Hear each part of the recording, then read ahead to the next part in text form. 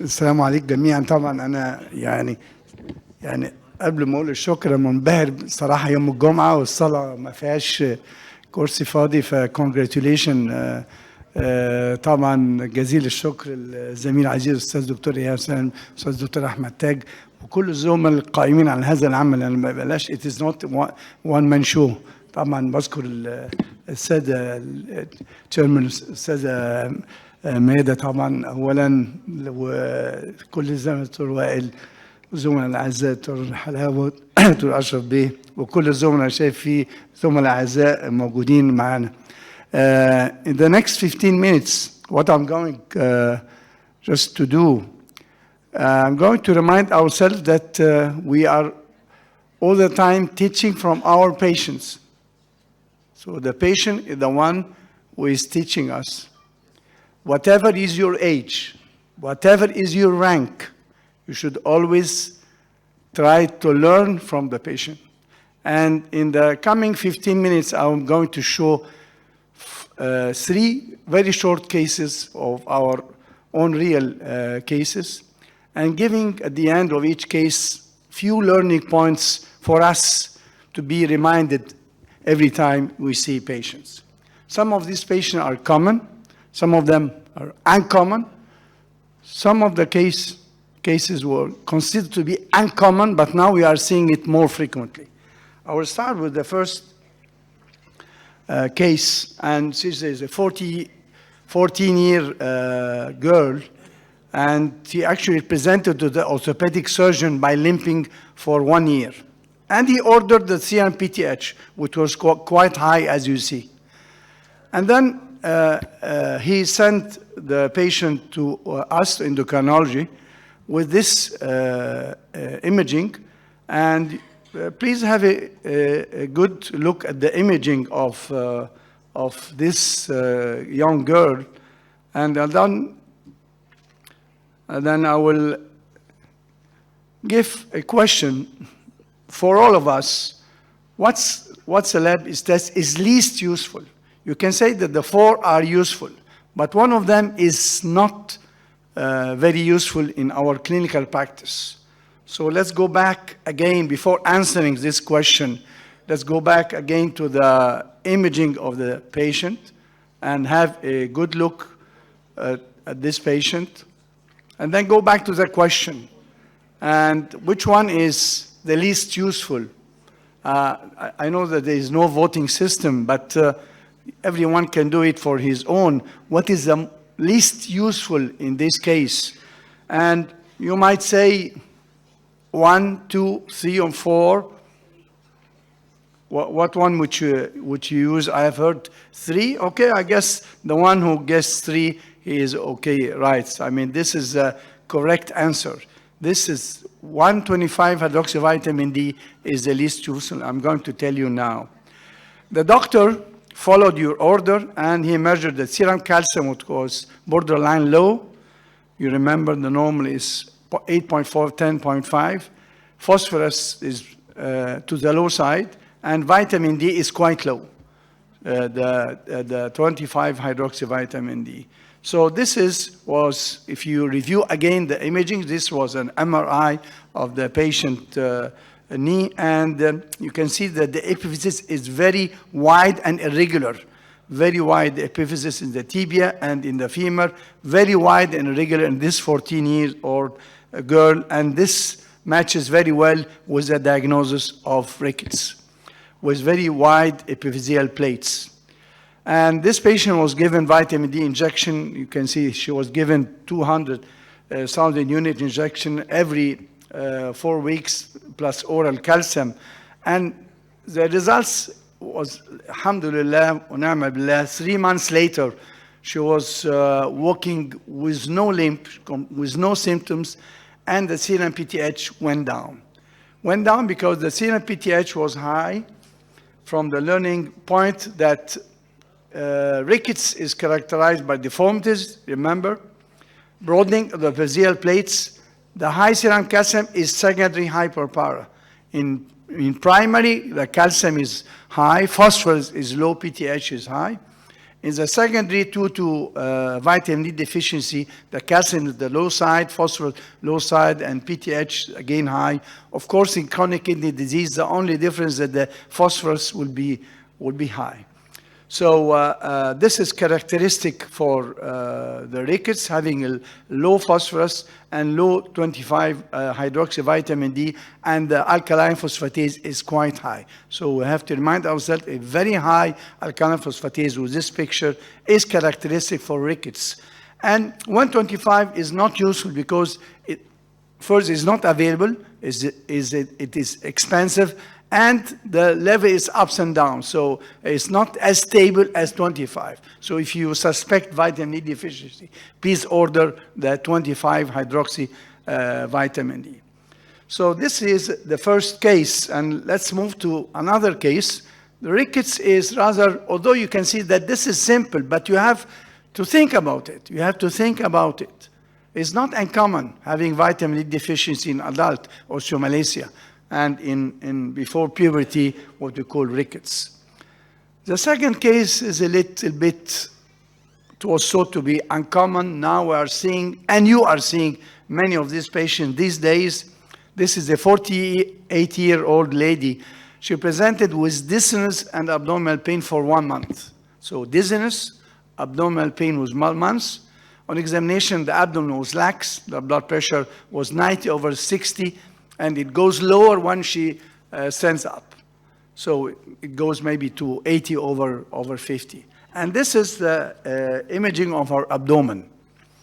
And I will give you a few seconds to look at the imaging of abdomen of this lady before asking the usual question: what part of the history or what part of the lab is, again, least important? So we have to find one of the 4 items least important to be used in this patient. And I'll go back to the imaging again. So please have a slower look at the imaging of this lady. And then we'll move again to the question. So what we to choose? The young generation. The old generation, and I was in the young generation. 1, 2, 3, 4. Yeah, and which one is least important? Is drug history? I've heard drug history is least important. What else? Any other options? Least important? Generation, the young generation. ESMA is done for you. All the effort done by professor is for you. Not for you, only for us. We are still young as well. Which one you are going? الشباب اللي ورا اختاروا ايه؟ 1 ولا 2 و3 ولا 4؟ Serum calcium. You are completely correct. Thank you. Thank you very much. You are completely correct. Why? If you go back to this is a CT of the same patient. And you can see that, of course, this is the liver, this is the spleen, this is the stomach, and this is the aorta, the crude of the diaphragm. This is the site of the 2 adrenals. They are not normal. Both are bulky, and there is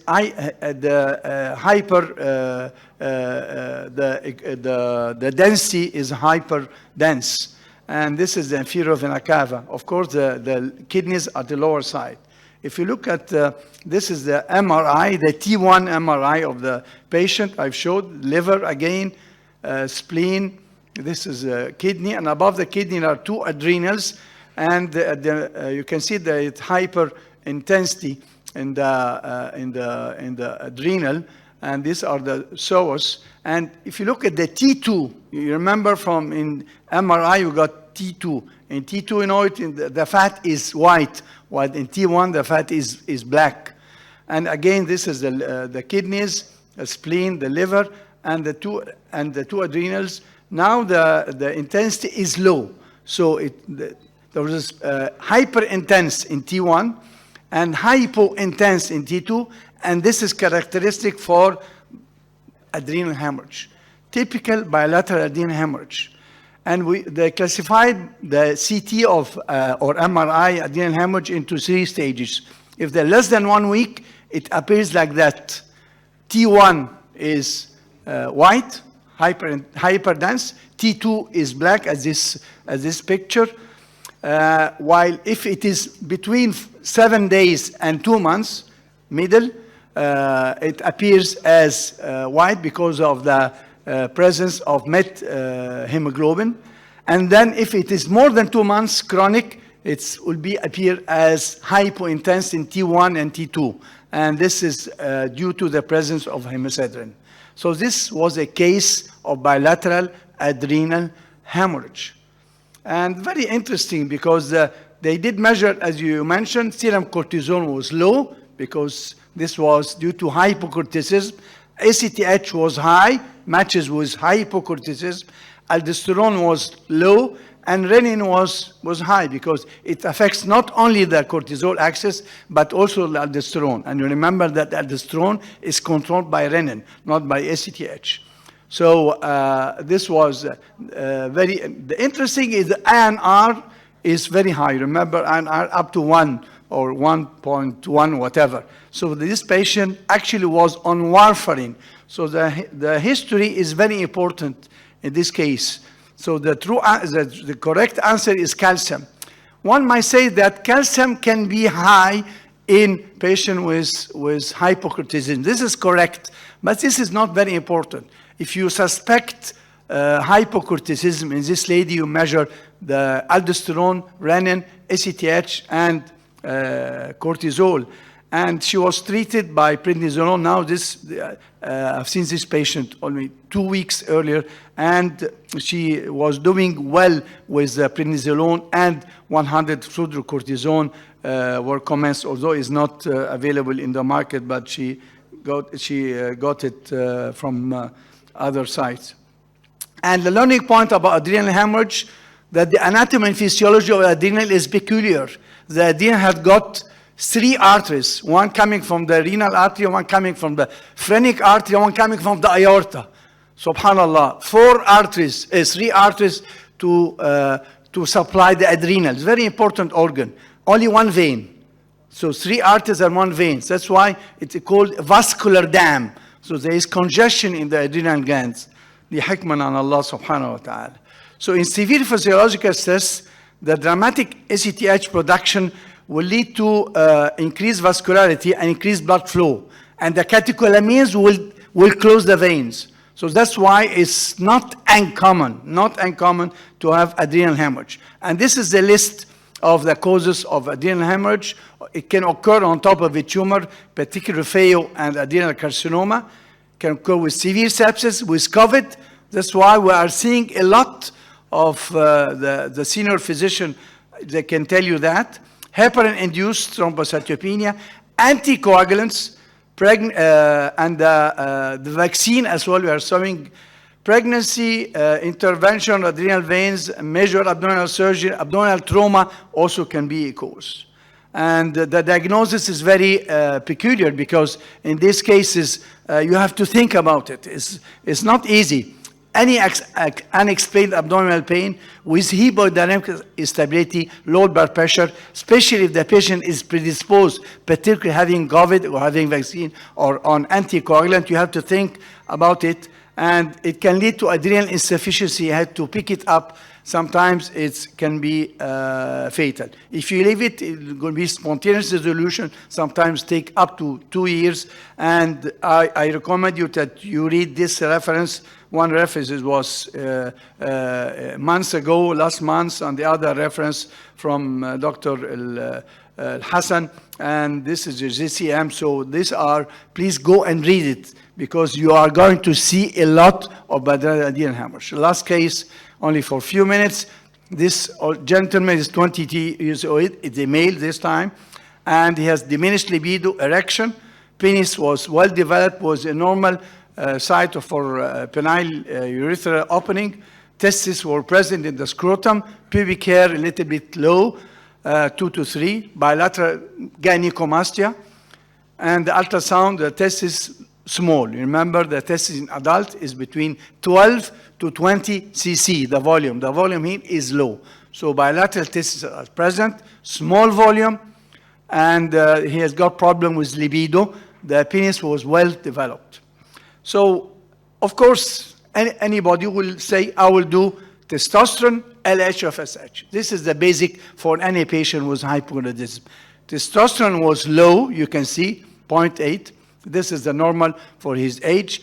LH, FSH was high. So this is the picture of primary or secondary hypogonadism. Primary, or now we call it the hypogonadotrophic type, hypergonadotrophic type of hypogonadism. So you are completely correct. And now the simple question, what is the most useful test? Is it prolactin, as you heard from Professor Ashraf, or estradiol and HCG because of the gynecomastia, or karyotyping? Karyotype. You are completely, mashallah, karyotype. Let's look at the karyotype now. This is the karyotype of the patient. It was done in a lab in Alexandria. And you can see that if you look, this is the X, he's got 2X. This is a man with normal penis, scrotum, testes, and he's got 2X. And the Y here is 0. We say, so I called the lab twice. Please, can you recheck? Say, sir, we are completely sure that this gentleman has got 2X, he's not. And now the next step to show that if he is a female, why he is androgenized? We thought automatically of what? Congenital adrenal hyperplasia, or some tumor secreting testosterone. But you remember testosterone here was low. And we thought that maybe congenital adrenal hyperplasia. That's why we have measured 17-hydroxyprogesterone and adenostenedione. These are the two important markers for congenital adrenal hyperplasia. And they will see were completely normal. And we were perplexed, and we did MRI for to see his genitalia. He's got a normal prostate, normal spermatic cord, no uterus. So it seems that the internal genitalia as well are male. So he's XS gentleman, normal internal genitalia, external genitalia more or less normal. And this is the MRI, show the penis. This is the testes. This is the normal prostate. So internal genitalia are for a male. And just to quick revision of the embryology, the blue are, this is the gonad, and the blue are the Wolffian body, which is responsible for the male genitalia, and the Mullerian duct in red are responsible for the female genitalia. This is in utero. And the undifferentiated gonad, if you've got a Y, you'll go into testis. If you don't have a Y chromosome due to genes, it go to ovary. And the Y chromosome contain a very important part called SRI. This is responsible for the differentiation of the gonad into testis. And then the testis will have two cells, Leydig cells and Sertoli cell. The Sertoli cell will secrete the anti-Mullerian hormone, and the testosterone is coming from the Leydig cells. Testosterone will lead to stimulation of the Wolffian duct to become the normal internal genitalia, prostate, spermatic cord, and so on. And testosterone is also indirectly responsible for the external genitalia, while the AMH is to suppress the female internal genitalia. So our gentleman, actually, he's got testes, he's got depression of the Mullerian system, he got stimulation of the Wolffian system. Why he is XX? This is very simple, not very simple. Actually, I did a lot of studying in this patient myself. I've seen this patient 1 month ago. And when I got to the literature, it's got what we call the male XX syndrome, de la Chapelle syndrome. In this syndrome, the SRY part of the gene is on the X. So that's why he's got XX. And this is very uncommon. 90% of the cases, they have normal external genitalia, and they have a problem with gynecomastia and infertility. That's why this guy was zero sperm. And again, the clinical presentation can be in 10% with hypospadias or sometimes with cryptorchidism. At the end, let me thank all of you, thank the organizer, and I think we should remember that we should be learning all the time from our patient. Don't be ashamed to open your book, and now we don't have books. You open this gadget and you can go to the literature. It's not as difficult as before, and thank for the invitation, and you are invited again next month, inshallah, for the Egyptian Society of Endocrinology in Alexandria in May 22, بإذن الله تعالى. Thank you very much.